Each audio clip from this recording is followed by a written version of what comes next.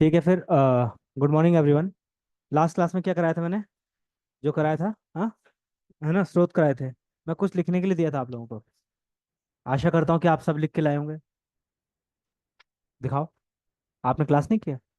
क्यों नहीं किया? ऑनलाइन उपलब्ध है आपके लिए? नहीं है? हाँ। कितने दिन हो गए नेटवर्क दिक्कत हुई है? कब आए गाँव से? कल आए? तो कल रात को ले लेते हैं। सुबह से उठ के ले लेते हैं। हैं? नहीं। इसको सर्कल में बना दो। ठीक है, तो काफी वो रहेगा जैसे आपने क्या लिखा। मतलब ठीक है प्रेजेंटेशन। हाँ, जैसे ये है ना। तो आप इसमें लिख सकते हो कि भाई प्रशासनिक व्यवस्था में ऐसे करके, ऐसे करके लिख लो, बना लो। तो फिर देखने वाले को कैसे लगेगा? देखने वाले को थोड़ा सा ठीक लगेगा। नहीं, है ना? मतलब कैसे भी सुधार कर सकते हो, धीरे धीरे है।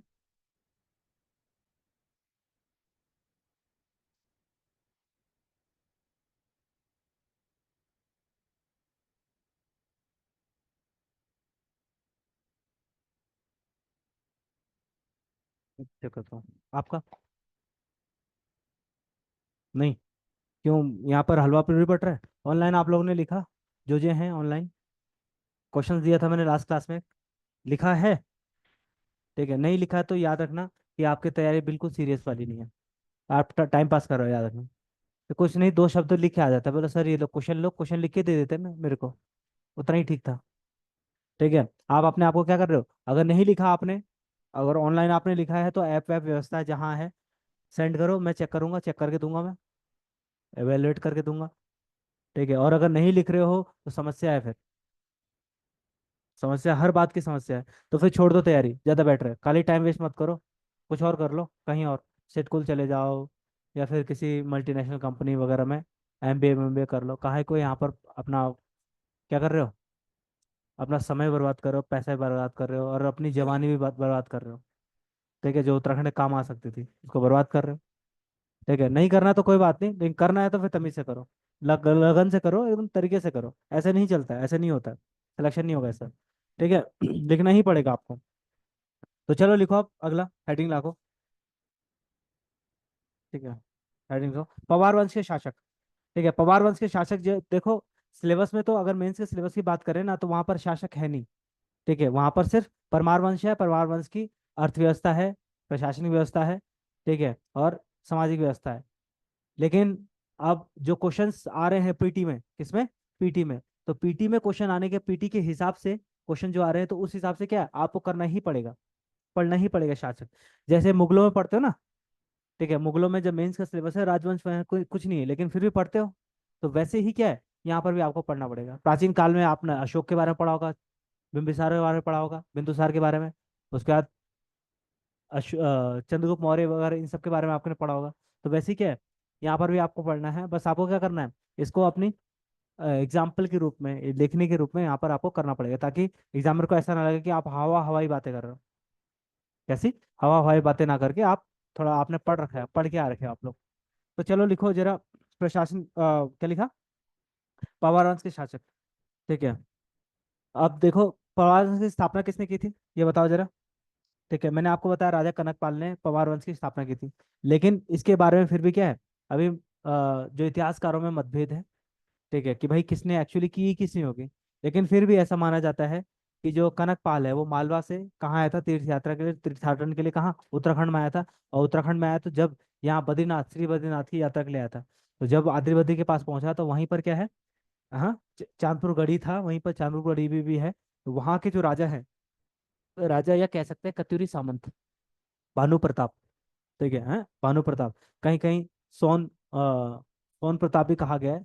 तो भानु प्रताप है, उनकी बेटी थी, उनकी कन्या थी, उनके साथ क्या है, विवाह किया। विवाह करने के बाद फिर घर जमाई बन के वहीं पर उन्होंने गढ़वाल वंश की, या कह सकते हैं परमार वंश की स्थापना की, उत्तराखंड के पश्चिमी भाग में। किस भाग में? पश्चिमी भाग में। फिर धीरे धीरे इन्हें साम्राज्य विस्तार किया। साम्राज्य विस्तार अंतर्गत हुआ 52 गढ़ों को। कितने गढ़ों को? 52 गढ़ी का है उत्तराखंड। और जिसमें तराई वाले क्षेत्र भी आते हैं, देहरादून भी आता है। ठीक है, आपका ये जो बिजनौर वगैरह, ये सारे क्षेत्र भी आ जाते हैं। इन 52 गढ़ियों को मिला के क्या है, किसकी, गढ़वाल वंश की स्थापना की। और गढ़वाल वंश की स्थापना किसने की, पूर्णतः गढ़वाल अजयपाल ने, जिसे जिसके लिए उसको क्या है, बिस्मार्क कहा जाता है। जैसे जर्मनी का एकीकरण किया ना किसने, बिस्मार्क ने, वैसे ही एकीकरण किसका किया, वैसे ही गढ़वाल का एकीकरण किसने किया, अजयपाल ने, इसीलिए उसको बिस्मार्क कहा जाता है। साथ साथ में उत्तराखंड का नेपोलियन या नेपोलियन भी कहा जाता है। नेपोलियन ने क्या है, एल्बा से पेरिस की यात्रा की थी। साथ ही साथ में उसने दोबारा पेरिस को कॉन्कर करने के लिए दोबारा अपने क्षेत्र को यानी पेरिस को यानी फ्रेंच भाषा के आधार पर उसने एकीकरण करने का प्रयास किया। तो क्या कहा जाता है, नेपोलियन भी कहा जाता है, बिस्मार्क भी कहा जाता है। साथ साथ में उसको उत्तराखंड का अशोक कहा जाता है। क्या कहा जाता है, उत्तराखंड का Ashok.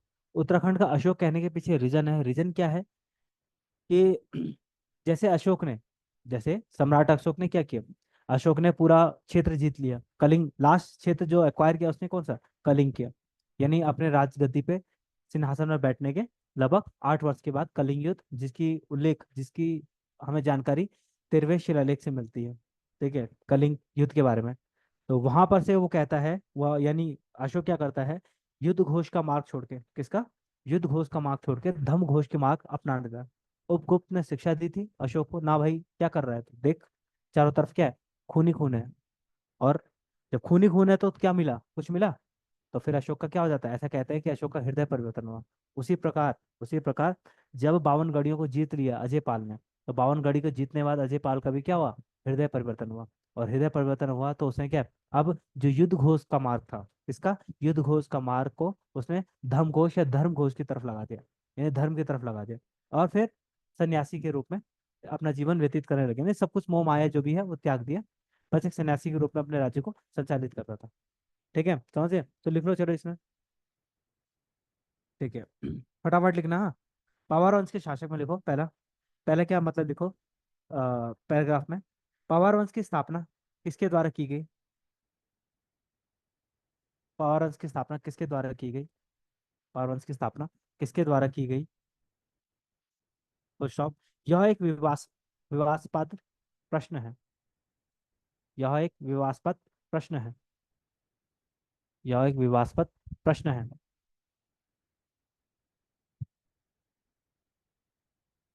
Full stop, bracket, bracket. ठीक है, और विलियम्स के अनुसार, ब्रैकेट, और विलियम्स के अनुसार, ब्रैकेट और विलियम्स के अनुसार, ठीक है, या उनके जो अनुसार, परमार वंश का संस्थापक, परमार वंश का संस्थापक कनकपाल था, कनकपाल था, कनकपाल था। ठीक है, ठीक है, फुल स्टॉप। कनकपाल उत्तराखंड में मालवा क्षेत्र से, उत्तराखंड में मालवा, मालवा बेसिकली 3 डिस्ट्रिक्ट में फैला हुआ है, गुजरात, मध्य प्रदेश और आपका राजस्थान वाले क्षेत्र में, लेकिन ये गुजरात वाले पार्ट में था। ठीक है, क्या लिखा आपने, कनकपाल मालवा के क्षेत्र से उत्तराखंड में, मालवा के क्षेत्र से उत्तराखंड में तीर्थ याटन या तीर्थ यात्रा के लिए आया था, तीर्थ याटन या तीर्थ यात्रा हेतु आया था, तीर्थ यात्रा पर के लिए आया था। तो स्टॉप, यहीं पर, यहीं पर, यहीं पर चांदपुर गढ़ी के कत्यूरी सामंत, यहीं पर चांदपुर गढ़ी के कत्यूरी सामंत भानु प्रताप, चांदपुर गढ़ी के कत्यूरी शासक या सामंत, सामंत लिखो ज्यादा सही है, उत्तराधिकारी थे ये। प्रधान भी कह सकते हो, कहीं कहीं बुकों में प्रधान लिखा हुआ है, प्रधान। भानु प्रताप ने अपनी पुत्री का विवाह कनकपाल से किया, भानु प्रताप ने अपनी पुत्री का विवाह कनकपाल से किया। यही सेम स्टोरी चंद्रवंश के समय में ही है, हाँ? बस थोड़ा सा नाम करेक्टर वगैरह थोड़ा बहुत झलक गए। और कहीं कहीं इसको सोमचंद हाँ, सोन प्रताप भी कहते हैं, हाँ। तो सोन प्रताप, सोनचंद्र, ऐसा मिलता जुलता होगा। ठीक है, क्या लिखा, भानु प्रताप से, भानु प्रताप क्या लिखा, कनकपाल से हुई। ठीक, full stop, full stop. Kanakpal, Kanakpal को कनकपाल को चांदपुर गढ़ी का उत्तराधिकारी बनाया गया। कनकपाल को चांदपुर गढ़ी का उत्तराधिकारी बनाया गया। ठीक है।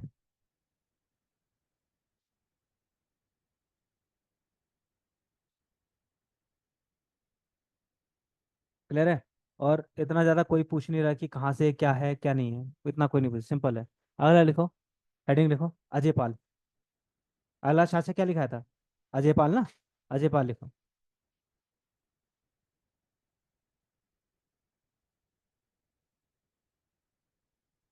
अजय पाल कौन सा नंबर का शासक था?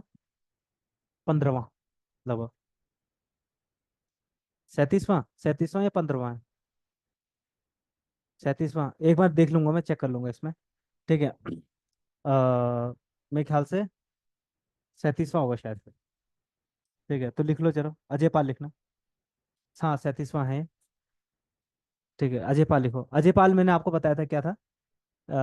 इसने, या ये वास्तविक अगर बोलते परमार वंश का वास्तविक संस्थापक कौन था, तो परमार वंश का वास्तविक संस्थापक कौन था? अजय पाल था। अजय पाल में मैंने आपको बताया, पिछले क्लास में बताया, दो तीन फैक्ट। क्या बताया था? कि पहले तो इसने सबसे पहले क्या चांदपुर गढ़ी में थी, इसने अपनी राजधानी क्या कर दी? देवलगढ़ स्थानांतरित की। देवलगढ़ लगभग लगभग श्रीनगर से 8-9 मील ऊपर की तरफ है। हाँ, हाँ, 14-15 किलोमीटर के आसपास ऊपर की तरफ है। ठीक है, वो एक पहाड़ी में है ऊपर। फिर उसने क्या किया? अपनी राजधानी को कहाँ नीचे लाया? नीचे कहाँ? श्रीनगर लाया। बेसिकली श्रीनगर इसलिए लाया क्योंकि ये चांदपुरगढ़ से ये देवलगढ़, और उसका श्रीनगर इसलिए लाया क्योंकि यहाँ पर क्या करना था? सुरक्षा की दृष्टि से लाया। क्योंकि आपको पता है चांदपुर गढ़ी जो है वो गैरसैंण वाले क्षेत्र में पड़ता है। या गैरसैंण वाले क्षेत्र में तो नहीं कह सकते हम, कि लोहा पट्टी है, लोहा पट्टी में ही पड़ रहा है। लोहा पट्टी है, उस क्षेत्र में पड़ रहा है। तो उस क्षेत्र में पड़ने के कारण क्या है यहाँ पर, और कुमाऊं से लग रही बॉर्डर, और कुमाऊं से लग रही बॉर्डर, तो निरंतर कुमाऊं से क्या है? आक्रमण होते रहते हैं। और यही मैंने कीर्तिचंद के बारे में बताया था आपको। कीर्तिचंद ने क्या है? गढ़वाल पर आक्रमण किया था। उस समय शासक कौन था? अजय पाल था।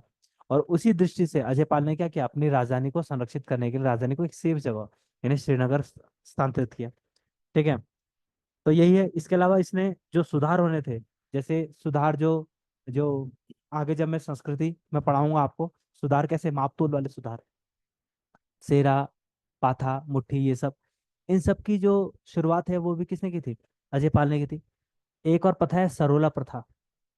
सरोला प्रथा सुना है आपने? क्या होता है? ब्राह्मण है, ठीक है, बेसिकली एक ही काम किया जाता है इनके द्वारा, भात बनाया जाता है। ठीक है, रसोई रसोई कार्य करते हैं। बेसिकली ऐसा माना जाता है कि विवाह आदि समारोह में क्या है, इन्हीं ब्राह्मणों के माध्यम से क्या है, भात बनाया यानी चावल बनाया जाएगा। उस चावल को क्या है, एक अलग प्रक्रिया है खाने की। खाने की प्रक्रिया क्या है आपको पता है, आप सभी, ठीक है, कि गोल घेरा होगा और उसी में क्या है, यही बनेगा और सभी यहीं पर बैठ के खाना खाएंगे। और जब तक सब नहीं उठ जाते तब तक कोई नहीं उठेगा। और एक बार सब उठने लगे तो जिसका आधा पेट भरा है उसको भी उठना पड़ेगा। ठीक है, समझ गए?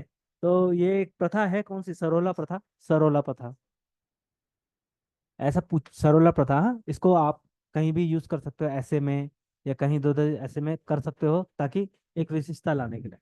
क्लियर है? तो लिख लो जरा इसके बारे में। अजय पाल। अजय पाल पवारों का 37वां शासक था। पवारों का 37वां, 37, 37 शासक था। 37वां शासक था। Full stop. यह परमारों का वास्तविक, पवार या परमार कोई फर्क नहीं पड़ रहा, हाँ, एक ही चीज देखो, पवार या परमार। ठीक है, आपको जो समझ में आ रहा है वो लिखो। परमार वंश जो बेसिकली मालवा वाले क्षेत्र में ना, वहां भी परमार वंश हुआ करता था। जब आप मध्यकाल में पढ़ोगे, तो मध्यकाल का जो हर्षवर्धन के बाद वाला जो काल है ना, वहां पर आप जो मालवा वाला क्षेत्र में, एमपी या फिर राजस्थान, इनके इतिहास में आप पढ़ोगे परमार वंश। ठीक है, तो परमार वंश कहीं नहीं कहीं थोड़ा सा ऐसा माना जाता है कि वहां से भी प्रेरित हुए हों। लेकिन अभी ऐसा कुछ है नहीं, कुछ ऐसा तर्क या कुछ ऐसा कहीं बुकों में ऐसा लिखा नहीं है। लेकिन फिर भी वहाँ है, तो ऑब्वियसली आया कहाँ से? उसी क्षेत्र से आया। जब मैं एक किताब लिखूंगा तब बताऊंगा, उसमें रिसर्च करना पड़ेगा पहले। ठीक है। लिख दिया आपने? हाँ, हाँ, परमार वंश का वास्तविक संस्थापक था। ठीक है। इसके संबंध में जानकारी, इसके संबंध में जानकारी, इसके संबंध में जानकारी। भरत कवि द्वारा रचित ग्रंथ, भरत कवि द्वारा रचित काव्य, काव्य, भरत कवि द्वारा रचित काव्य। मानवोदय, मानवोदय, मानवोदय काव्य ग्रंथ से प्राप्त होती है, काव्य ग्रंथ, ग्रंथ से, मानवोदय काव्य ग्रंथ से प्राप्त होती है, मानवोदय काव्य ग्रंथ से प्राप्त होती है। ठीक है। अगला, अगला पॉइंट। अजय पाल ने, अजय पाल, अजय पाल का, या अजय पाल के महत्वपूर्ण योगदान लिखो, अजय पाल के महत्वपूर्ण योगदान।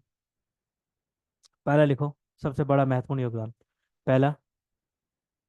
ठीक है, इसमें लिखो, इसने, इसने गढ़वाल के, इसने गढ़वाल के 52 गणों का, इसने गढ़वाल के 52 गणों का एकीकरण किया, यानी यूनिफिकेशन। इसने गढ़वाल के 52 गणों का एकीकरण किया। इसीलिए इसे, इसीलिए इसे उत्तराखंड का बिस्मार्क, उत्तराखंड का बिस्मार्क, कोमा नेपोलियन कहा जाता है, उत्तराखंड का बिस्मार्क, कोमा नेपोलियन कहा जाता है।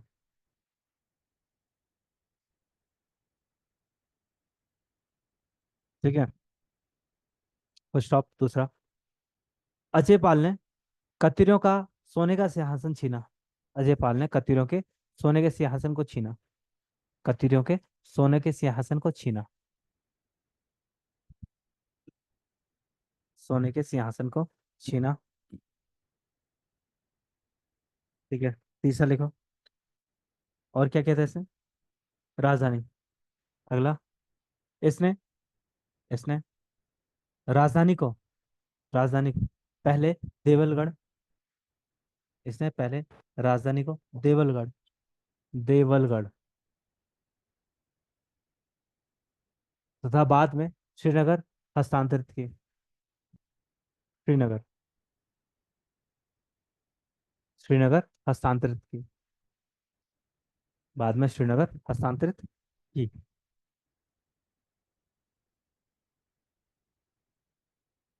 ठीक है, हस्तांतरित या स्थानांतरित की। ठीक है, क्लियर है। अगला एक और लिखो, अजय पाल ने, अजय पाल ने रसोई के लिए सरोला, रसोई के लिए सरोला ब्राह्मण की नियुक्ति की, अजय पाल ने रसोई के लिए सरोला ब्राह्मण की नियुक्ति की।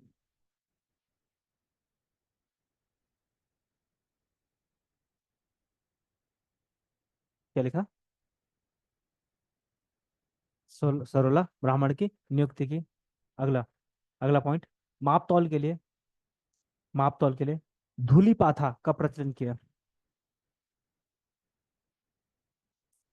धूली पाथा, धूली पाथा का प्रचलन किया, धूली पाथा माप तौल के लिए। हाँ, आगे बता दूंगा मैं धूली पाथा। ठीक है, ये जैसे मुट्ठी, शेर है, पाथा, मन, ठीक है, ये सब आता है। माप तौल के लिए धूली पाथा का प्रचलन किया।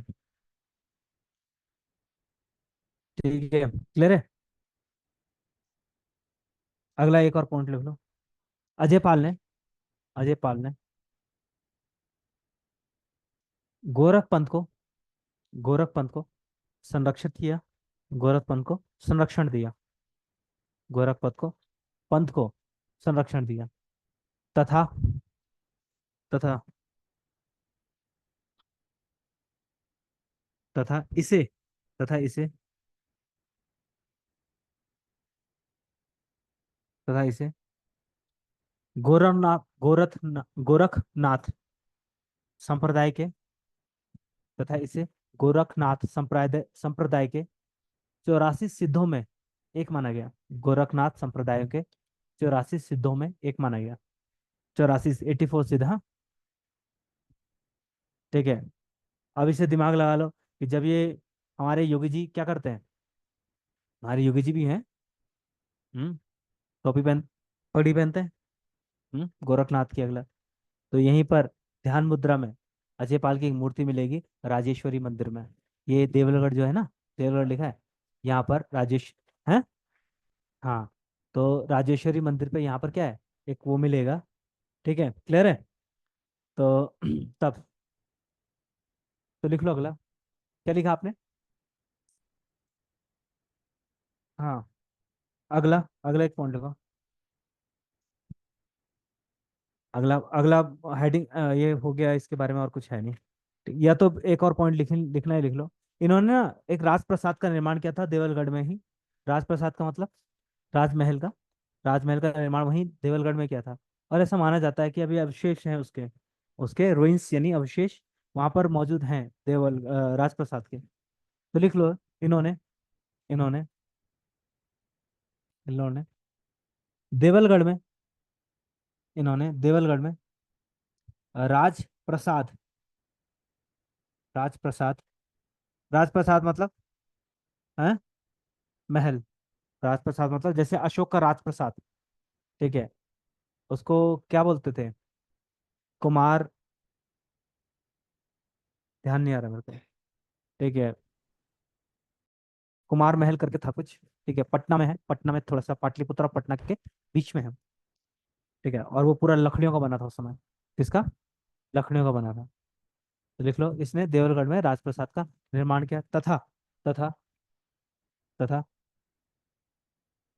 तथा यहीं पर, तथा यहीं पर कुलदेवी, कुलदेवी,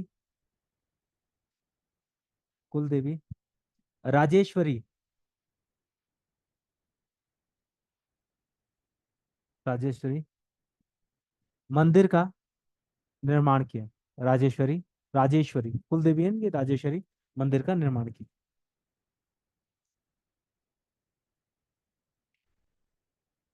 ठीक है, क्लियर है, यहाँ तक हो गया। ये सरोला प्रथा लिखा दी मैंने। ठीक है, अब है तो फिर एक सावरी ग्रंथ करके है, इसमें आदिनाथ कहा जाता है इनको। क्या कहा जाता है? आदिनाथ। लिख लो, एक एक पॉइंट और लिख लो। सावरी ग्रंथ में, सावरी ग्रंथ में, सावरी ग्रंथ में, सावरी ग्रंथ में अजय पाल को, सावरी ग्रंथ में अजय पाल को आदिनाथ के रूप में। सावरी ग्रंथ ये आपका, ये अभी ध्यान नहीं आ रहा मेरे को। ठीक है, ये किस धर्म से है? लिखवा दूंगा मैं बाद में। सावरी ग्रंथ, सावरी ग्रंथ में अजय पाल को क्या है, किससे कहा गया? आदिनाथ, आदिनाथ कहा गया, जैसे हम बोलते हैं ना योगी आदिनाथ, आदित्यनाथ। उसी प्रकार। ठीक है, ये हो गया। और एक और आदमी, आदमी का उल्लेख मिलता है, कफ्फू चौहान। कफ्फू चौहान। ठीक है, कफ्फू चौहान। जब अजय पाल 52 गढ़ों को जीत रहा था, क्या कर रहा था? जब अजय पाल 52 गढ़ों को जीत रहा था, तो 52 गढ़ों के क्रम में ही क्या थे, उपगढ़ के एक उपगढ़ के एक सामंत थे, सामंत ये कह सकते हैं कि भाई सरदार थे, कप्पू चौहान। अजय पाल ने कहा कि ऐसा है कि झुक जाओ। किसके सामने? मेरे सामने। बोला ऐसा है, कप्पू चौहान ने, कि गर्दन कटा दूंगा, लेकिन क्या है, झुकूंगा नहीं। तो अजय पाल ने कहा ठीक है, काट दिया। तो उसके बाद क्या है, तो उसके बाद जब इसकी वीरता और साहस देखा किसने? अजय पाल ने। तो अजय पाल ने क्या है, खुद इसकी चिता को मुखाग्नि दी। बोला चल कोई बात नहीं। यानी इसका मतलब क्या है, धर्म परायण भी था, या धर्म से संबंधित था, ये कह सकते हैं अजय पाल। लिख लो, एक पॉइंट और नोट पे लिखो, नोट पे लिखो। कप्पू चौहान, कप्पू, कप्पू चौहान का उल्लेख, चौहान का उल्लेख उल्लेख अजय पाल के संदर्भ में मिलता है। अजय पाल के संदर्भ में मिलता है। अजय पाल के संदर्भ में मिलता है। यह उपगढ़ का, ठीक है, यह उपगढ़ का सरदार था। ठीक है, बाकी कहानी लिखाने की जरूरत नहीं, आपको पता ही है। ठीक है, उपगढ़िया उदयपुर वाला जो क्षेत्र। ठीक है, अगला लिखो। अगला हेडिंग लिखो। अगला शासक कौन सा था देखो जरा। मानसा लिखो, हेडिंग लिखो मानसा। एक नो हेडिंग मानसा से पहले ऐसे लिखो। मानसा काटो एक बार। नोट पे लिख लो। नोट पे लिखो। एक सहजपाल था ना, सहजपाल सुना है आपने, सहजपाल। ठीक है। जिसका उल्लेख, जिसके साक्ष्य देवप्रयाग के देवप्रयाग में जो मंदिर है, रघुनाथ मंदिर, वहां से प्राप्त होते हैं। ठीक है। सहजपाल जो था वो अकबर और जहांगीर का समकालीन था। ऐसा माना जाता है कि ये स्वतंत्र, गढ़वाल अभी तक क्या था, गढ़वाल किसी के अधीन नहीं था। गढ़वाल क्या है, गढ़वाल किसी के अधीन नहीं है। और मुगलों से क्या था, स्वतंत्र था। एक उल्लेख मिलता है, अभी तक अकबर आ गया था। और अकबर के आते आते यहाँ पर, ये अकबर जहांगीर, यहाँ पर ब्रिटिश ब्रिटिश या कह सकते हैं यूरोपीय आ गया था। तो एक यूरोपीय आता है तिब्बत यात्रा पर। कहाँ, तिब्बत यात्रा पर उत्तराखंड आता है। तो जब वो उत्तराखंड पे आता है तिब्बत यात्रा पे, तो उस समय क्या होता है कि वो फरमान लेके आता है मुगल बादशाह का। क्या लेके आता है, फरमान मुगल बादशाह का, कि भाई फरमान लेके आए, तो अब जो अधीन राजा है वो कैसे व्यवस्था करेंगे उसकी, अच्छी पूरी, अच्छी। तो जो सहजपाल है उसने बोला ऐसा है, कोई सुविधाएं नहीं मिलेंगी, जाओ, जहाँ जाना है वहां जाओ, घूमो फिरो मजे करो। ठीक है, कोई सुविधाएं वगैरह या राजकीय सम्मान तुम्हें नहीं दिया जाएगा। क्यों नहीं दिया जाएगा, क्योंकि हम अधीन किसके नहीं है, हम स्वतंत्र हैं। और जैसे कुमाऊं वाला जो क्षेत्र है, कुमाऊं अपेक्षाकृत, कुमाऊं बहुत बार विजित हुआ, या फिर कुमाऊं ने अपने आप को, कुमाऊं के शासकों ने अपनी जनता के लिए बहुत बार क्या है, आत्मसमर्पण कर दिया। आत्मसमर्पण भी नहीं कहेंगे, बस समझौता कर लिया। लेकिन गढ़वाल ने क्या है, गढ़वाल ने उस नहीं किया। गढ़वाल ने नहीं किया और डट के खड़े रहे किस सामने, मुगलों के सामने। दूसरा है यहाँ की जो भौगोलिक परिस्थितियां हैं। कुमाऊं की भौगोलिक जो संरचना है वो थोड़ी सी इजी है। कैसी, इजी है। इजी का मतलब है कि सुगम है वहाँ। जैसे आपको कोई बड़ी नदियां नहीं मिलेंगी वहां आपको, छोटे पहाड़ हैं, कोई बड़ी बड़ी नदियां नहीं मिलेंगी। एक बड़ी नदी मिलती है वहां पर, कौन सी, काली, शारदा, वो एक छोर पर है। इसके बाद आपको बीच में कोई नदी नहीं मिलेगी बड़ी। ठीक है, कोसी हुई, रामगंगा हुई, आपको रामगंगा कोसी को आप एक छलांग में क्या कर दोगे, पार कर दोगे। इतना ज्यादा कठिन काम नहीं है पार करना। लेकिन उत्तराखंड में बहुत बड़ी बड़ी नदियां हैं। ठीक है, गंगा हो गई खुद देवप्रयाग से। इसके अलावा जो और भागीरथी है, यमुना है बिलांगना है, बहुत सारी नदियां हैं। ठीक है, तो उन नदियों को पार करना सहज नहीं है, आसान नहीं है। तो इसलिए भी क्या है, इसलिए भी थोड़ा जीतने में क्या है, असक्षम थे। ठीक है, तो लिख लो सहजपाल में, ऐसे लिखो, नोट पे लिखो। सहजपाल, सहजपाल, जिसने उत्तराखंड में, जिसने उत्तराखंड में 16वीं सदी के उत्तरार्ध में शासन किया। 16वीं सदी के उत्तरार्ध मतलब 1550 के बाद, हाँ। 16वीं सदी के उत्तरार्ध, उत्तरार्ध मतलब 1550 वाला, करेक्ट टाइम नहीं बताएंगे। 16वीं सदी के उत्तरार्ध में शासन किया। 16वीं सदी के उत्तरार्ध में शासन किया। यह शासन किया, फुल स्टॉप। यह वीर गुणज्ञ, वीर गुणज्ञ तथा प्रजा, तथा प्रजा, तथा प्रजा, प्रजा के सुख के लिए, या वीर गुणज्ञ, या सुखद प्रजा, सुजक, सुखद प्रजक था, ऐसे लिखो। वीर गुणज्ञ, सुखद, है, हाँ प्रजा हितैषी, तथा प्रजा हितैषी था, तथा प्रजा हितैषी था, प्रजा हितैषी था। ठीक है, फुल स्टॉप, इसी में लिखो। अकबर इसका, यह अकबर के समकालिक था। अकबर इसका समकालिक नहीं लिखेंगे, यह अकबर के समकालिक था, ज्यादा हो जाएगा ना। यह अकबर के समकालिक था। तथा इसी के समय, तथा इसी के समय अकबर ने, तथा इसी के समय अकबर ने गंगोत्री अभियान चलाया। ये आया था कहीं क्वेश्चन में, हाँ है। क्वेश्चन आया था कि भाई क्या पीसीएस का क्वेश्चन था, ये कहाँ का था, कि उत्तराखंड में गंगा के लिए अभियान किसने चलाया। अरे पीसीएस में तो आया था, तो इसी प्रकार का क्वेश्चन था। आरओ नहीं, अपर पीसीएस में आया था। हाँ, हाँ, गंगा जल का प्रयोग किसने किया? तो अकबर ने किया। लेकिन इसी समय, और ये आपने पढ़ा भी होगा, कहीं सुना भी होगा कि, या मध्यकालीन भारत में, कि अकबर ने क्या गंगा का अभियान किया था। और जब गंगा का अभियान पढ़ा, अब उत्तराखंड आप पढ़ रहे हो, तो किसके समय किया? सहसपाल के समय। ठीक है। ये क्वेश्चन बन सकता है, हाँ।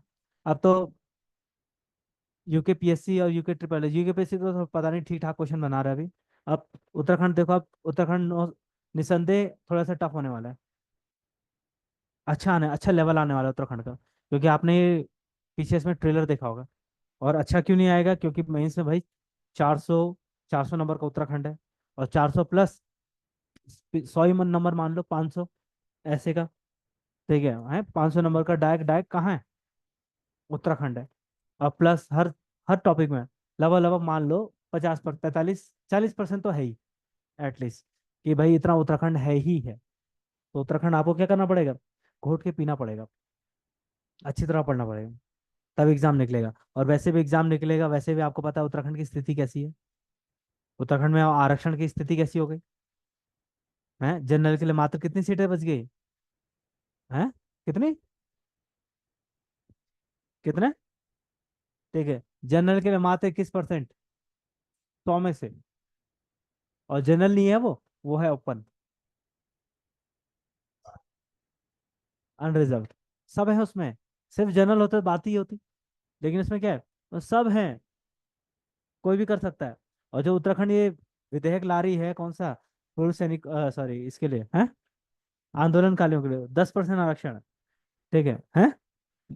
देखो यहाँ पर मैं उत्तराखंड में बताता हूँ, आप जहाँ जिस प्लेटफॉर्म में आपको मिले, आप अपने अधिकारों के लिए लड़ाई लड़नी पड़ेगी आपको। भले मैं यहाँ गलत हूँ, आपको कर, लेकिन ये सही बात है भाई। जब वैकेंसी रहेगी तभी तो कर पाओगे। ठीक है, टोटल उत्तराखंड में कितनी, 100 सीटें हैं। 100 सीटों में से लगभग 14 सीटें किसको दे रखी हैं? ओबीसी को।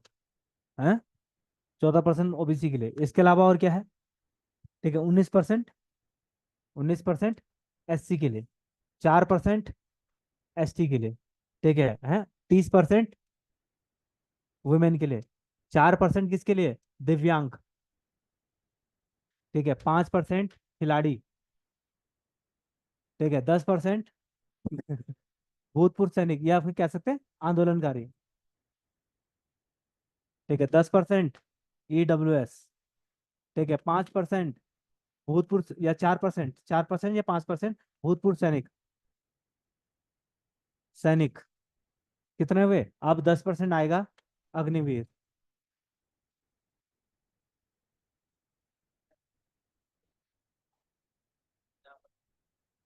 वो हवा हो गई बात है।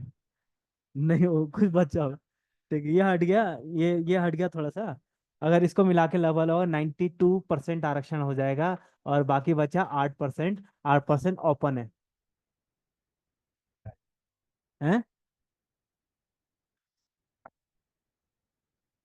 देख लो, अपने हिसाब से देख लो हैं?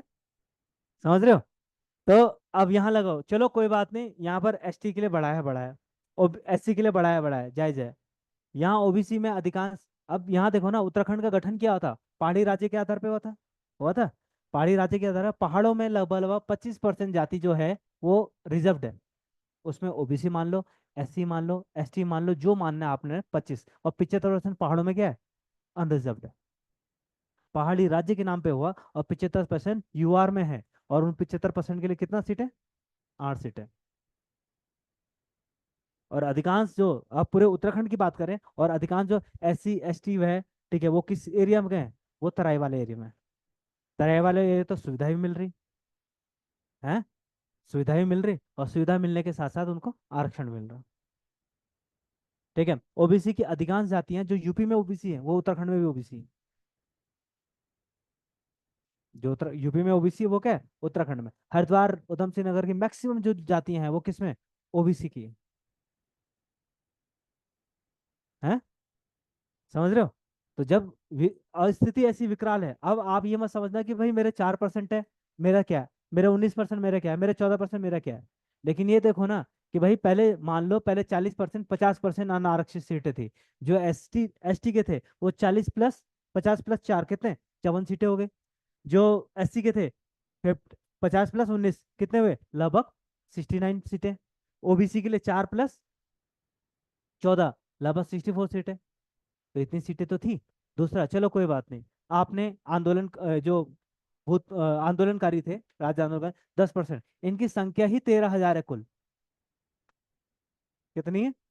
13,000। अब इन 13,000 लोगों के लिए आप 10% आरक्षण ला रहे हो, 1-2% ला दो। हैं?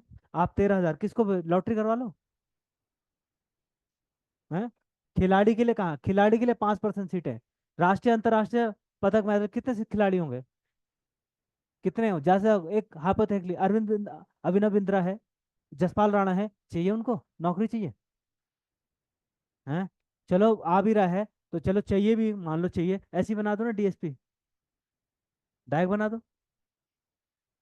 लेटर एंट्री जो होता है बना लो, भाई उनने मेहनत करके बना दो, कौन मना कर रहा है। चलो मान लो हाइपोथेटिकली, मान लो 100 लोग भी हैं, 100 लोग भी है, 100 लोग के लिए आप कितनी परसेंट सीटें दे रहे हो, 5% सीट है।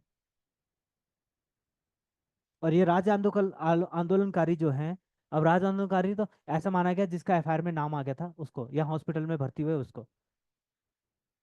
ठीक है, मैं यहाँ से गुजर रहा हूँ, यहाँ पर हो हल्ला चल रहा है, पुलिस ने एक डंडा मार दिया, मैं हॉस्पिटल में एडमिट हो गया। है? है? रिजर्व, रिजर्व आ गया। दूसरा, कि हॉस्पिटल में आया, बोला ये सारे ऐसे ही हैं, लड़ाई झगड़े आ गए होंगे तो लड़के लड़ रहे होंगे, और लड़के लड़के हॉस्पिटल में क्या हो गया, एडमिट हो गया। बोला ये सारे जो वार्ड है आंदोलनकारी वाले का नाम लिख दो इनका, और उसका वो उड़ंगी का भी आ गया, उसको मिल गया। फेक कागज पहले बन गए थे, अब और बनेंगे फेक कागज, सब कुछ बनेगा। कौन चेक कर रहा, कहाँ चेक कर रहा, समझ रहे हो? तो ये हमारे उत्तराखंड की स्थिति जो है वो बहुत विकराल है, बहुत विकराल स्थिति है ये। ऐसा आरक्षण है, ठीक है, ईडब्ल्यूएस के लिए जरूरत ही नहीं थी, लेकिन चलो दे दिया, दे दिया। ठीक है। हैं? और भूतपूर्व सैनिकों के लिए ये मिला के अग्निवीर और भूत 14% आरक्षण। चलो उत्तराखंड सैनिकों की भूमि है, मिलनी चाहिए, ठीक है, मिलनी चाहिए, कोई बात नहीं, लेकिन एक तार्किकता तो हो ना। यहाँ तार्किकता ही नहीं है, इसको रैशनलाइज करना चाहिए, रैशनलाइज किया ही नहीं। 30% विमेन लेगी, लड़के क्या। चलो विमेन के लिए मानते हैं कि भाई परिस्थितियां खराब है, कटअप देख के ही पता चलता है भाई कितनी कटअप है, क्या है, चलता है, कोई बात नहीं। लेकिन फिर भी जो जनरल के लड़के हैं वो क्या करेंगे, पकौड़े तलेंगे, स्वरोजगार। और स्वरोजगार रोजगार नहीं है, याद रखना। और नौकरी का मतलब है, नौकरी का मतलब कल को आपसे इंटरव्यू पूछे भाई सरकारी नौकरी एसडीएम ही क्यों, या पीसीएस ही क्यों, इसके पीछे तर्क होना चाहिए आपका, क्या तर्क होना चाहिए, आपका तर्क होना चाहिए, पहला, भाई ये क्या दे रहा है, पहला आय दे रहा है, जॉब स्टेबिलिटी है, ठीक है। दूसरा, जॉब स्टेबिलिटी। तीसरी क्या है सबसे इंपॉर्टेंट इसमें, क्या है, तीसरी है कि भाई सम्मान है, डिग्निटी है, ठीक है। चौथा इसमें क्या है, हॉलीडे मिल रहा है। और पांचवा, हमें सोशल सिक्योरिटी मिल रही है। ये जरा लाभ मिल रहे हैं तो मैं क्यों नहीं आऊंगा। प्राइवेट में मुझे सिक्योरिटी नहीं, जॉब, ना जॉब सिक्योरिटी है, ना सामान है, ना कुछ है। प्राइवेट में 1.5 लाख रुपए कमाऊँ, 2 लाख रुपए कमाऊँ, कोई सामान है, डिग्निटी है, नहीं है। लेकिन यहाँ पर 40,000 रुपये भी कमाऊँ तो क्या है, सम्मान है, डिग्निटी है। और आदमी को अपने जीवन में क्या चाहिए, पैसे से ज्यादा सम्मान। ठीक है, समझिए, तो ये चीजें हैं, तो ये आपको जहाँ जिस प्लेटफॉर्म में आपको उठाने का, मेरे को यहाँ आपके सामने उठाने का मौका मिल रहा है, ऑनलाइन के सामने उठाने का मौका मिल रहा है, मैं उठा रहा हूँ। ठीक है। इससे पहले भी जब राज्य आंदोलनकारी हुए थे अभी पिछले साल, राज्य आंदोलनकारी नहीं, जो यूकेपीएससी और पेपर घोटाले मामले में, हम भी गए, और मैं प्रमुख रूप से वहां पर था। ठीक है, तो वहां भी हमने मुद्दा उठाया। आप हैं, आप भी उठाओ, हम भी उठाएंगे साथ साथ में, जहाँ जहाँ प्लेटफॉर्म जो है, उठाओ, बेसिक बेशक उठाओ, कुछ नहीं होगा, क्या होगा, है ना। और ट्विटर को कम से कम लोग तो जाएंगे। विधानसभा का इलेक्शन हो रहा है, विधानसभा का सत्र हुआ, 3 दिन का गैरसैंण है, और क्या किया सरकार ने। ठीक है, सरकार ने, शब्दों का वो करो, ठीक है, सरकार ने बस छुट्टियां मनाने गया, और लास्ट लास्ट में क्या है, सरकार ने क्या किया, अपनी सैलरी बढ़ा के आ गई, विधायकों ने वो 4 लाख करके आ गए। ठीक है, तो ये, और साथ साथ में ये भी कर दिया कि भाई जिस मंत्री को कहाँ जाना है, जिस विधायक को अपने इलाज के लिए विदेश जाना है वो जा सकता है। और खर्च कौन उठाएगा, उत्तराखंड सरकार। हमारे क्यों नहीं, हमारे भी तो इलाज होगा, विदेश जाएंगे हम भी। और दूसरा नैनीताल हाई कोर्ट की बात है। हाई कोर्ट ने कहा कि भाई हमें हल्द्वानी चाहिए जगह। क्यों चाहिए हल्द्वानी? हमें हल्द्वानी इसलिए चाहिए कि वहां पर हमारे लिए एक ढंग का हॉस्पिटल नहीं है। तो सोचो तुम जज हो, तुम्हारे अंदर पूरी अथॉरिटी आती है, तुम्हारे लिए हॉस्पिटल की सुविधाएं नहीं है, और तुम सोच रहे क्या है, पहाड़ के लोग पहाड़ में रहेंगे और पहाड़ के लिए सुविधा लाएंगे। तो स्थिति विकराल है, बहुत विकराल है स्थिति उत्तराखंड की। इससे अच्छा तो हम कहाँ थे, यूपी में थे। खैर कोई बात नहीं, उठेंगे तो फिर करेंगे कुछ, है ना। ठीक है, लिखो जिस जिस ट्विटर के माध्यम से, जहां जहां के माध्यम से अगर आपको मिलता है आप उठाओ, निसंदेह उठाओ। ये आपके हक की लड़ाई है, किसी और की नहीं है। आपको ही लड़ना पड़ेगा, कोई बाहर वाला नहीं आएगा आपको। ठीक है। जो स्टूडेंट लीडर जो भी हैं, जैसे भी है, उनसे कांटेक्ट करो, चीजें करो, आगे बढ़ाओ, आंदोलन करें, कुछ ना कुछ तो हो। ठीक है, बहरों को सुनाने की आवश्यकता होती है। ठीक है, चलो कोई नहीं, लिखो अगला। कहाँ लिखा आपने? हाँ। हाँ, सहजपाल। ठीक है, अकबर ने गंगा के स्रोत खोजने का क्या लिखा आपने? गंगा जल। हाँ बस ठीक है। गंगोत्री अभियान चलाया था किसने? गंगा जल का स्रोत खोजने के लिए। ठीक है, अगला लिखो, एक दूसरा नोट डालो, दूसरा नोट डालो। बलभद्र शाह पहला ऐसा, कौन सा? रघुनाथ मंदिर से, हाँ रघुनाथ मंदिर से। सहजपाल का ही था वो इसी में तो, रघुनाथ मंदिर में ही तो लिखा है कि भाई राजा सुखद था, राजा प्रदत्त था। ठीक है, वहीं से तो लिखना है, तो लिख लो, ब्रैकेट में लिख लो, रघुनाथ मंदिर का अभिलेख, या घंटी लेख था वो। रघुनाथ रघुनाथ मंदिर के एक घंटी, घंटी अभिलेख में, घंटी अभिलेख में सहज सहजपाल के बारे में जानकारी मिलती है। ऐसा माना जाता है इसी ने चढ़ाया था ये। ठीक है। सहजपाल के बारे में जानकारी प्राप्त होती है। ठीक है, अगला दूसरा नोट लिखना। बलभद्र शाह, बलभद्र शाह पहला ऐसा शासक था। बलभद्र शाह ऐसा पहला शासक था।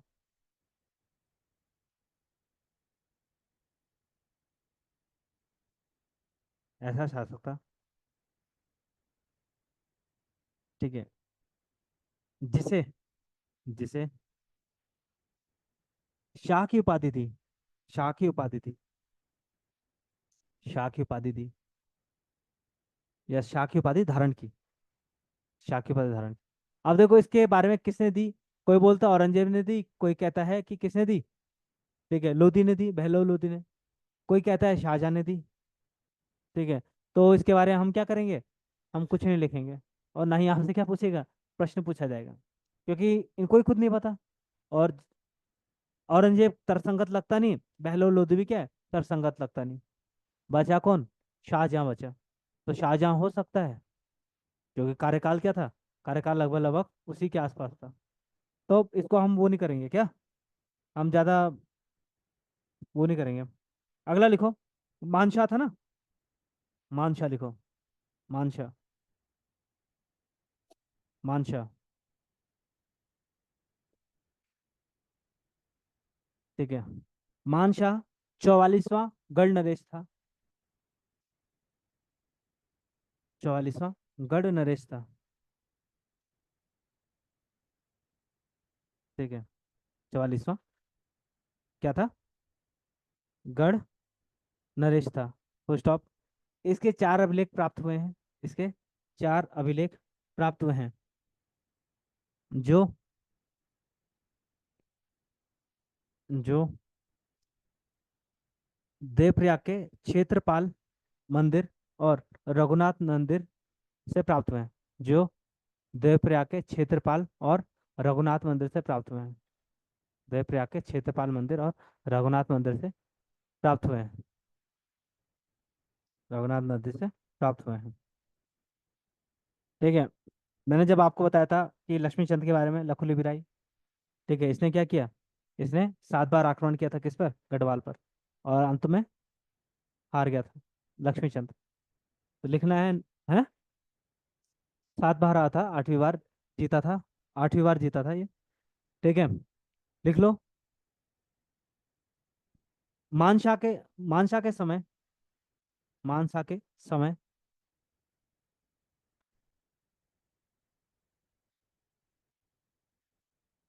ठीक है, 7वीं बार आक्रमण किया था, ये नहीं जीता था, इसका पुत्र जीता था, रुद्रपुर, रुद्रचंद, 8वीं बार। ठीक है, तो लिखो। मानसा के समय लक्ष्मीचंद व रुद्रचंद ने, लक्ष्मीचंद और रुद्रचंद ने गढ़वाल पर आक्रमण किया, गढ़वाल पर आक्रमण किया, गढ़वाल पर आक्रमण किया।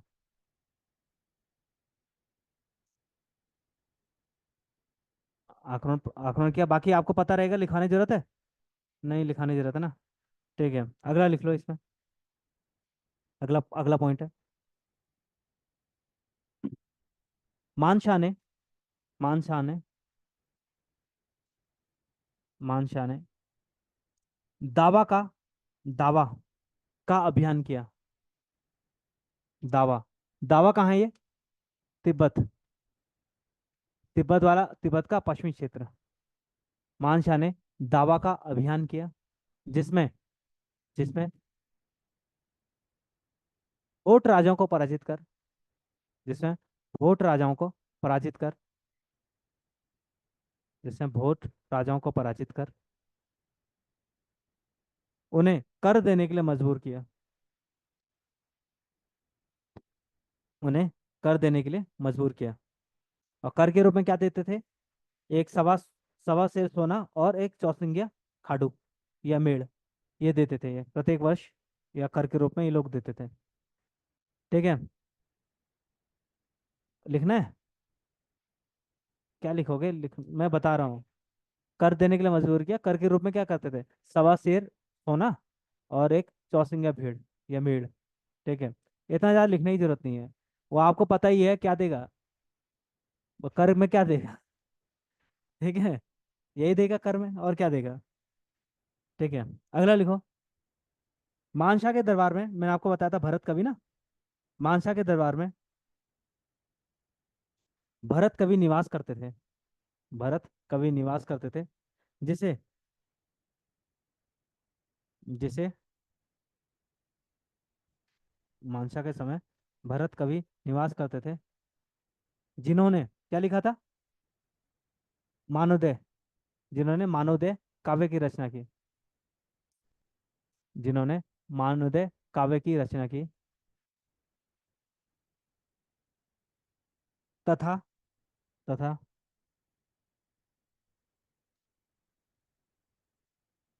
तथा जहांगीर ने, तथा जहांगीर ने,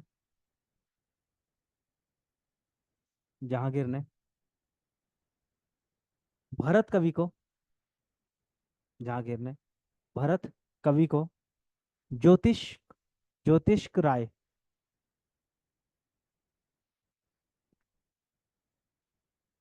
दो ज्योतिष्क राय की उपाधि, उपाधि प्रदान की।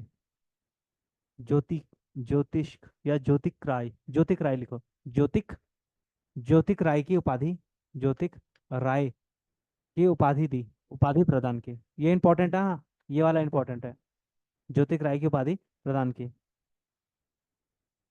ठीक है, अगला लिखो। ठीक है, मानशाह के बारे में यही है। और इसने जो मानवोदय काव्य है वो किस भाषा में लिखी होगी?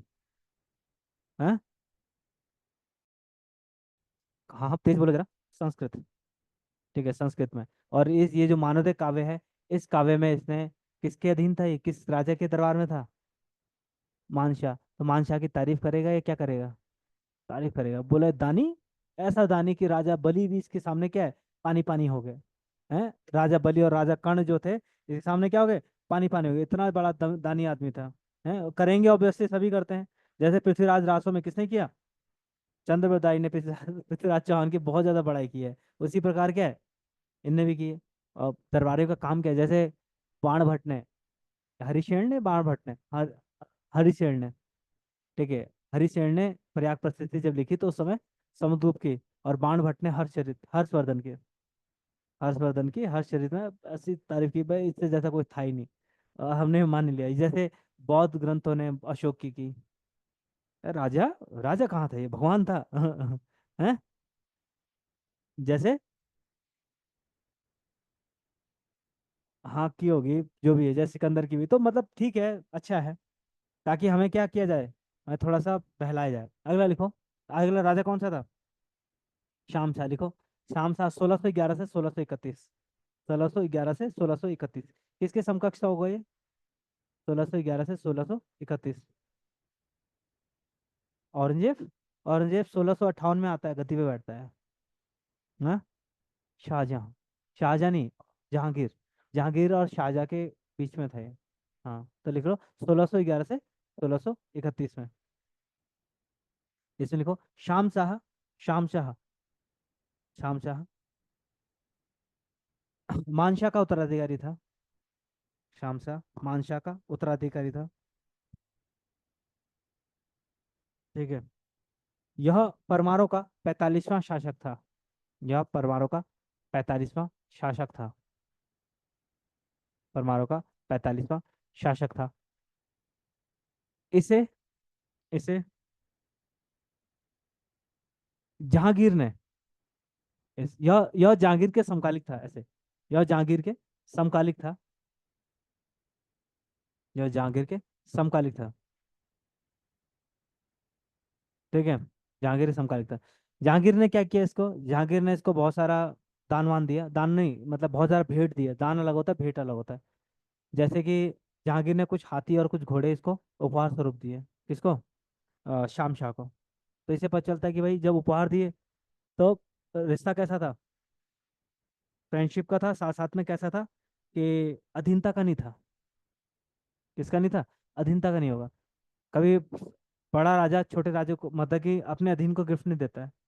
कौन देगा? छोटा ही सबसे पहले ऊपर वाले को देता है। समझ रहे हो? बख्शीश देगा देगा वो अलग बात है, लेकिन गिफ्ट, उपहार नहीं देगा। और इसका उल्लेख जहांगीर नामा में हुआ है। तुजुक और जहांगीरी।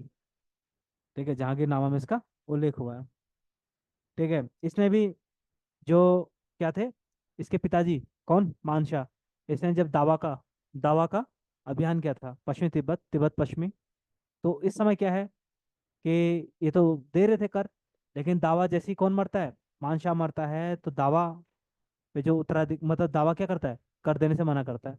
अब फिर लेके जाता है सेना कहाँ, दावा पे। दे रहे नहीं दे रहे, बोला हाँ दे रहे। तो फिर वो क्या है, दावा फिर दोबारा क्या करता है कि अब सवा शेर, एक शेर, सवा शेर या एक शेर क्या है, सोने का जो चूर्ण है या सोना देना शुरू कर देता है। और वही, और एक चवर गाय और भेड़ वगैरह देना शुरू कर देगा। इंपॉर्टेंट नहीं, इंपॉर्टेंट एक ये है, जब शाम शाह मरता है ना, तो मरने के बाद उसकी 60 रानियां ना, सती प्रथा, यानी उसके बाद अपने आप को आत्मदाह कर लेती हैं। यानी सती प्रथा का जो उल्लेख है पवार में, वो कहाँ से मिलता है? शाम शाह के समय। ठीक है। 60 रानियां, सोचो, इतने तो गढ़ भी नहीं थे। ठीक है। 60 रानी को नाम याद होंगे उनको? आपको 10 लोगों से ज्यादा कितने लोगों के नाम याद है अपने दोस्तों के? हैं? क्या करना, नाम याद रखे, वो याद रखेंगे, आप क्यों रखोगे? हैं? तो हो ही जाता है, लेकिन फिर भी 60 मतलब बहुत होता है। हैं? एक दो। हाँ हाँ, नंबरिंग डाल दिया। हाँ हाँ, वहाँ बदान वाली रानी, यहाँ वाली रानी, वहाँ वाली रानी। ठीक है, लिख लो। तू कौन है? ये भी देखा देखा लग रहा है मैडम आपको। कहाँ देखा था, याद नहीं आ रहा है। अरे भूल गए, शादी की थी आज से 10 साल पहले। अरे अरे अरे अरे, कहाँ से? राठ क्षेत्र से? नहीं नहीं, राठ से नहीं, बदान से। बोले नहीं नहीं, मैं तो चांदपुर गढ़ी का। अच्छा, चांदपुर गढ़ी का हो, तब ठीक है फिर। ठीक है, तो लिख लो। शाम शाह के समय, शाम शाह के समय, शाम शाह के समय सती प्रथा का उल्लेख मिलता है। शाम शाह के समय सती प्रथा का उल्लेख मिलता है, ये मोस्ट इंपॉर्टेंट, हाईलाइट कर लो इसको। इसमें इसमें शाम शाह के मरने के उपरांत, शाम शाह के मरने के उपरांत इसकी 60 रानियों ने,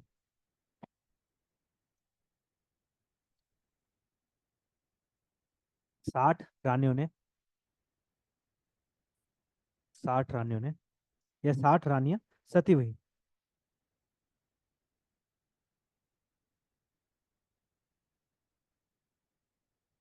अगला एक और लिख लो पॉइंट।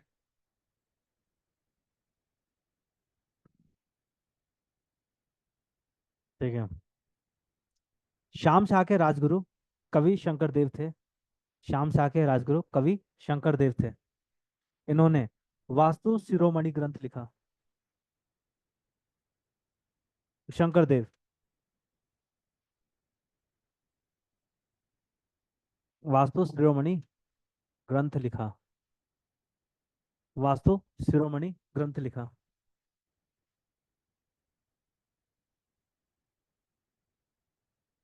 वास्तु शिरोमणि ग्रंथ लिखा।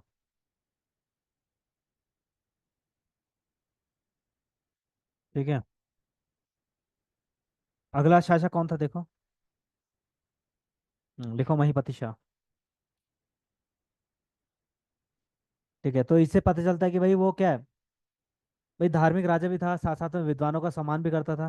वो अत्यंत विलासी था। ठीक है। कैसे? 60 रानियां थी, तो इसे कमी थी। किसे? अत्यंत विलासी होना। ठीक है। और हाँ वैसी था। अगला लिख लो। महीपति शाह। महीपति शाह है ना, 1631 से लेकर 35 तक महीपति शाह।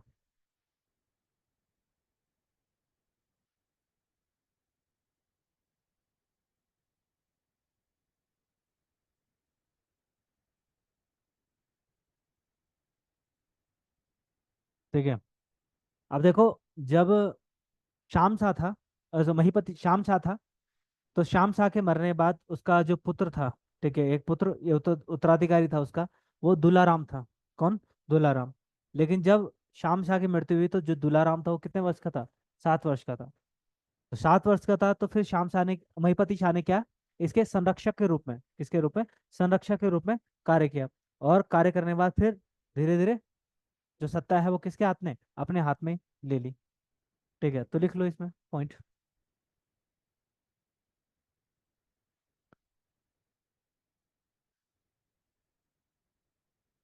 देखो, शाम शाह का उत्तराधिकारी, शाम शाह का उत्तराधिकारी। और किसी किसी बुक में आपको ऐसा भी लिखने को मिल सकता है, आप मेरे को ये भी बोल सकते हो कि सर क्या, कि इसका कोई उत्तराधिकारी नहीं था शाम शाह। क्या? शाम शाह का कोई उत्तराधिकारी उत्तराधिकारी नहीं था। और उत्तराधिकारी नहीं होने के कारण उसने किसको? महीपति शाह को गोद लिया। है ये भी कहानी, लेकिन आपसे कोई नहीं पूछ रहा, बस ये वाली कहानी ज्यादा सत्यता है कि दूल्हा राम उसका पुत्र था। ठीक है, क्लियर है? तो लिख लो। शाम शाह की का उत्तराधिकारी दूल्हा राम था। दूल्हा राम था। उत्तराधिकारी दूल्हा राम था। शाम शाह की मृत्यु के समय, शाम शाह की मृत्यु के समय वह अवयस्क था या अल्पवयस्क था? अवयस्क था। अवयस्क था। उसकी उम्र मात्र 7 वर्ष थी। अब अब क्या था वो? ठीक है, अवयस्क था। उसकी उम्र मात्र 7 वर्ष थी। अतः राजकाज का भार, अतः राजकाज का भार महीपति शाह के, सॉरी, महीपति शाह के हाथों में आ गया।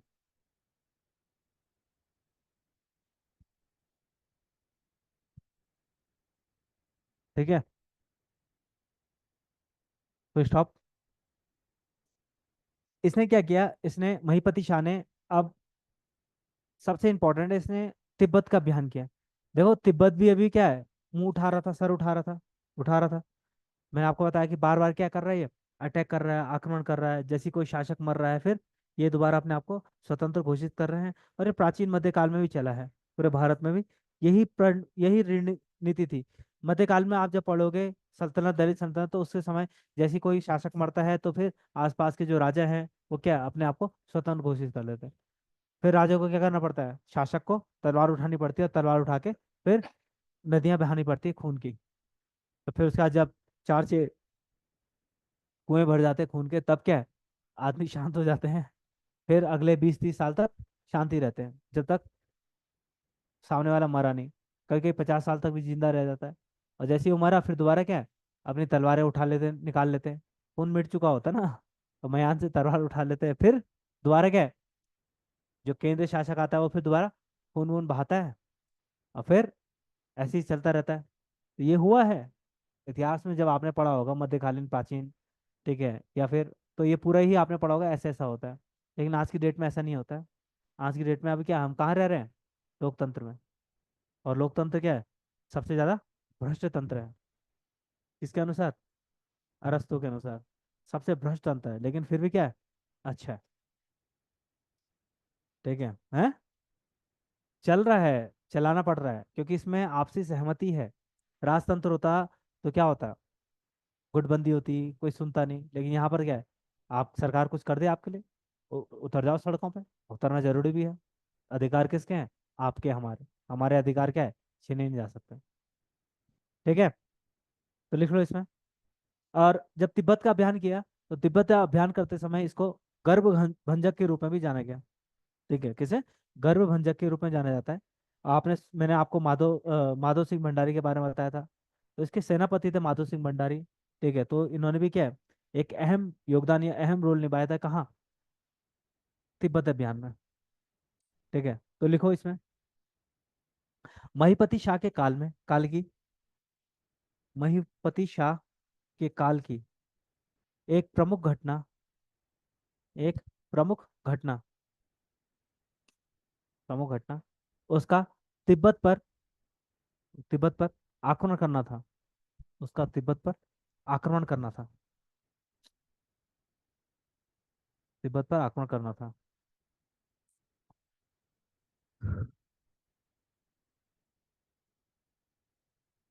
ठीक है, फुल स्टॉप।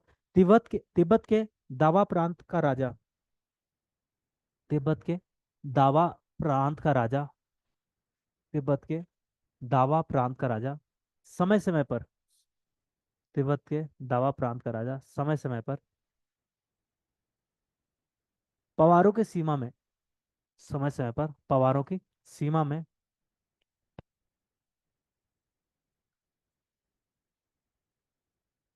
लूटपाट करते रहते थे, लूटपाट करते रहते थे।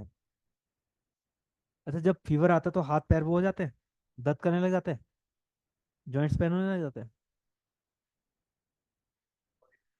बॉडी पेन होने लग जाते, खानी पड़ती पैरासीटामोल। ठीक है, आजकल बुखार आना सही नहीं है। डेंगू तो पिछले साल हो गया था। अब तो, अब देखो डेंगू ज्यादा फैलेगा अब। क्यों फैलेगा, बरसात खत्म हो गई, बरसात खत्म गई, बरसात रुक गई। बरसात रुके तो फिर अब थोड़ा सा माहौल मिल जाता है बैक्टीरिया वायरस को पनपने के लिए। तो पनपेंगे फिर वो, अब वो काटेंगे। तो उसको काटने से पहले आप उनको काट लो ऑटोमोस से। ठीक है, और इस बार ही ना हो जाना अच्छा है। मैं सुना था डेंगू एक ही बार होता है, वायरस है, ऐसा नहीं हो रहा है। अरे यार, डेंगू तो हो जाए कोई बात नहीं, लेकिन उसके बाद जो परेशानी होती है ना, ठीक होते समय, हाँ, उसके बाद फिर वो समस्या बहुत ज्यादा विकराल हो जाती है। हैं, तो क्या होता है, हाँ, ना ना, वो तो कोई नहीं, सह लेते हैं, वो तो कोई दिक्कत नहीं, बुखार वगैरह सह, लेकिन जो उसके बाद ईचिंग होती है, वो भयंकर होती है। ठीक है, वो तो पिछले साल ही पता चला मुझे ऐसा भी होता है बोल के। वो तो ठीक रहा, टाइम से चला गया, कल जाना पड़ता लगता नहीं तो हॉस्पिटल। ठीक है, लिखो जरा, लिख लिया आपने। हाँ,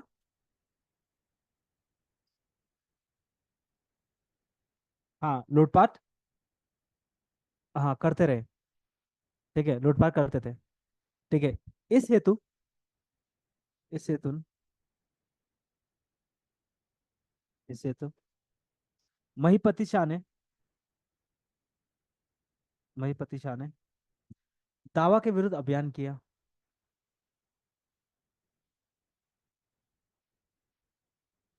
दावा के विरुद्ध अभियान किया।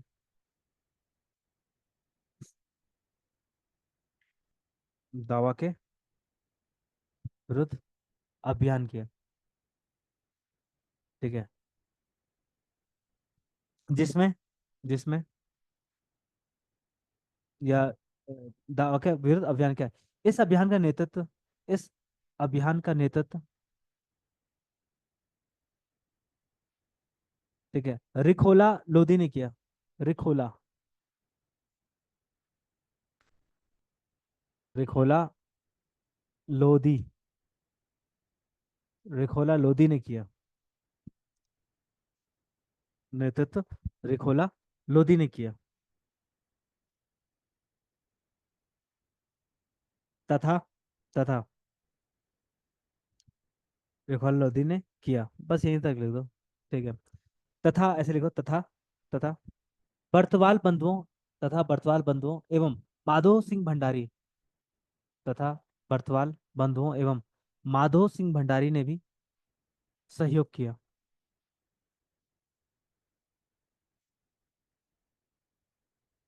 ठीक है।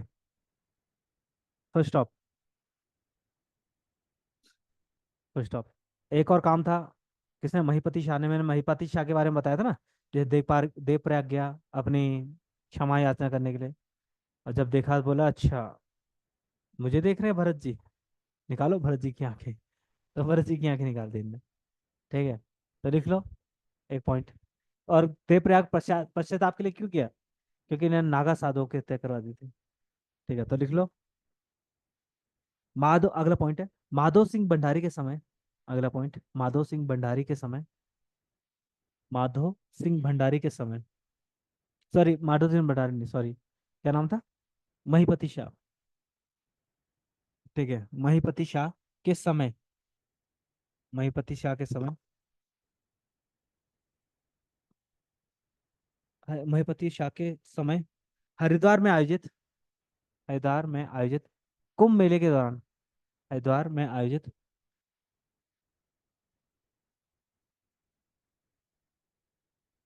कुंभ मेले के दौरान इन्होंने नागा साधुओं की हत्या करवा दी। ठीक है, नागा साधुओं की हत्या करवा दी। ठीक है। इन्होंने देखा कि जब भाई कौन ये अस्त्र शस्त्र लेके जा रहे नागा साधु, उन्होंने कहाँ जा रहे, बोला कि हम कुंभ मेले में जा रहे हैं। बोला ये शस्त्र अस्त्र, बोला ये हमारा गहना है। बोला मारो। तो लड़ाई हो गई। लड़ाई होने के बाद क्या होना था, नागा साधु फिर बहुत साधु को मारा। और फिर इसका क्या चढ़ गया? पाप चढ़ा। और पाप चढ़ने के बाद होना क्या था? पश्चाताप। ठीक है, क्या दिया आपने? क्या लिखा? नागा साधु की हत्या कर दी। इसके इसके पश्चाताप हेतु इसके पश्चाताप हेतु इन्होंने रघुनाथ मंदिर, देवप्रयाग के रघुनाथ मंदिर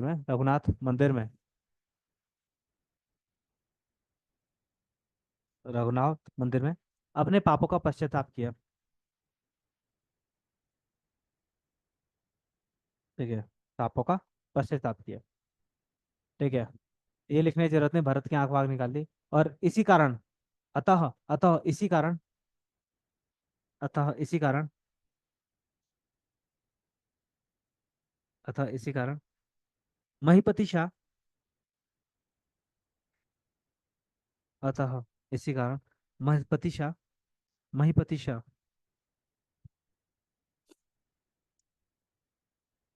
ठीक है, महिपति शाह युद्ध में वीरगति को प्राप्त हुए। युद्ध में वीरगति को प्राप्त हुए। मतलब भाई पश्चाताप किया। और पश्चाताप करने बाद सुनो, बात सुन लो। वो पूरा लिखवाया नहीं। क्या किया इन्होंने? युद्ध में वीरगति को, मतलब कि नागा साधुओं को इनको क्या किया? हत्या करवा दी। जब नागा साधुओं की हत्या कराई तो उसके बाद उसका पश्चाताप ब्राह्मणों से विचार विमर्श किया। ब्राह्मणों ने कहा कि ऐसा पश्चाताप कहाँ करो, जाके भरत मंदिर में जाके आप पश्चाताप करो। तो जब भरत मंदिर में पश्चाताप कर रहे थे, तो करते करते उन्होंने जब भरत की तरफ देखा, पहला तो अच्छा लगा उनको कि हाँ भाई भगवान मेरी तरफ देख रहे हैं। और जब देखा देखा उनने मेडिटेशन में ध्यान में आ गए, तो उन्होंने देखा कि भगवान जी हम मुझे क्या कर रहे हैं, घूर रहे हैं। तो घूरने के लिए उनकी क्या है? आंखें निकला ली। और जब उनको होश आया कि भाई आंखें निकाल ली और ज्यादा पाप हो गया, तो इन्होंने क्या किया, इन्होंने कहा कि अब मेरी जो मृत्यु होगी वो क्या होगी, युद्ध में वीर गति के दौरान। ठीक है, अब समझिए। ठीक है, इसी कारण क्या लिखा। ठीक है, युद्ध में वीर गति को प्राप्त हुए। बस इतना ही इनमें। ठीक है, एक था, किसको, इनको गर्भ भंजन कहा जाता है, नोट पे लिख लो। महिपति शाह को गर्भ भंजन कहा जाता है।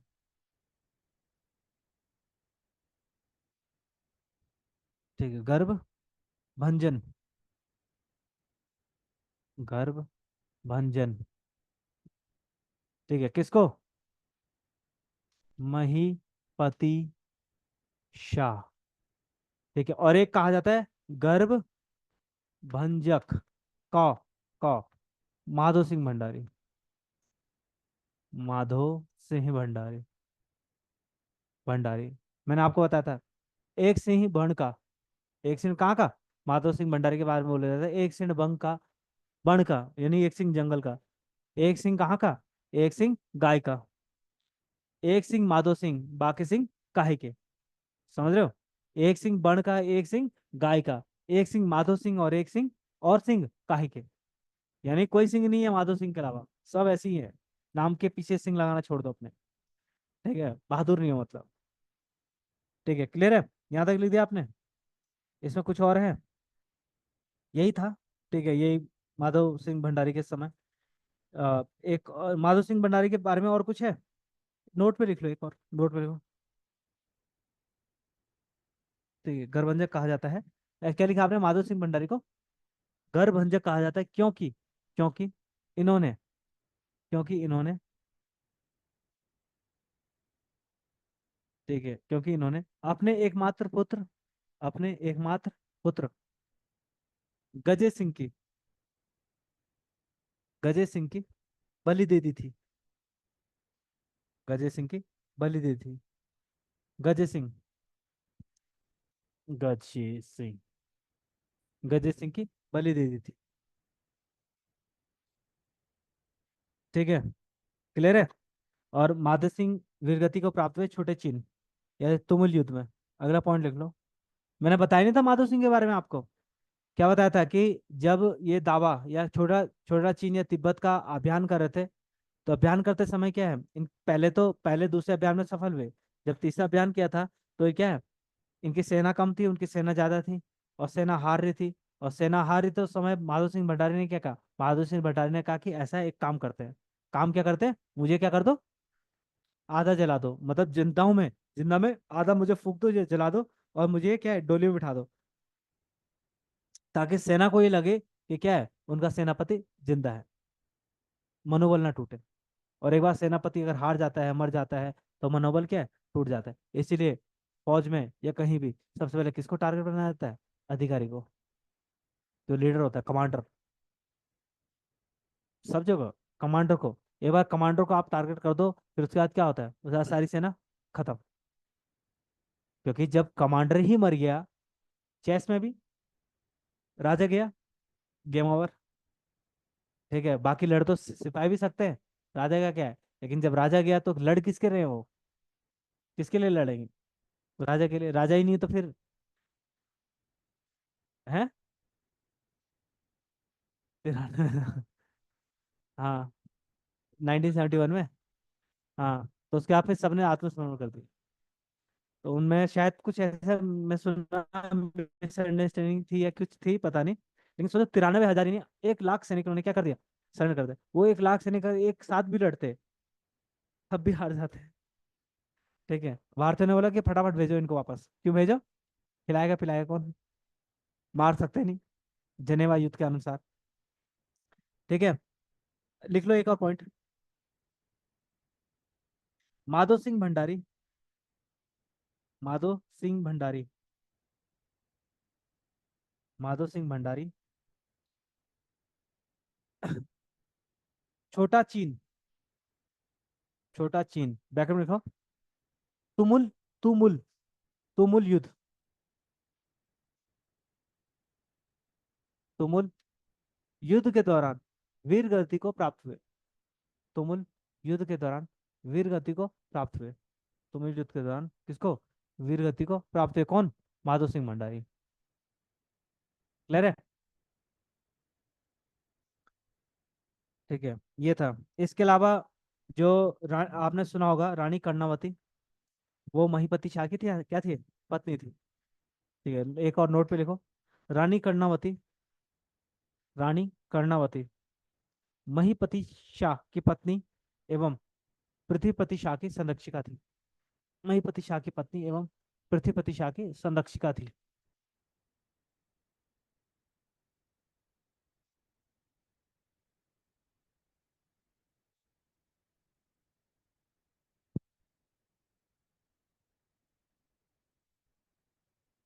अगला हेडिंग लिखो।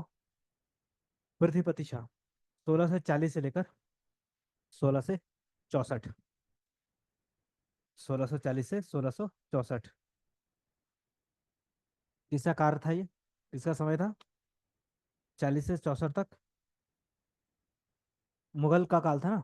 मुगलों में कौन? शाहजहां और औरंगजेब। शारजा 58 में गद्दी पे बैठा। ठीक है। ठीक है, फिर थैंक यू वेरी मच। इस क्लास को हम यही वाइंड अप करते हैं। कल फिर क्या करेंगे? कल फिर यहीं से शुरू करेंगे। ठीक है। ठीक है, थैंक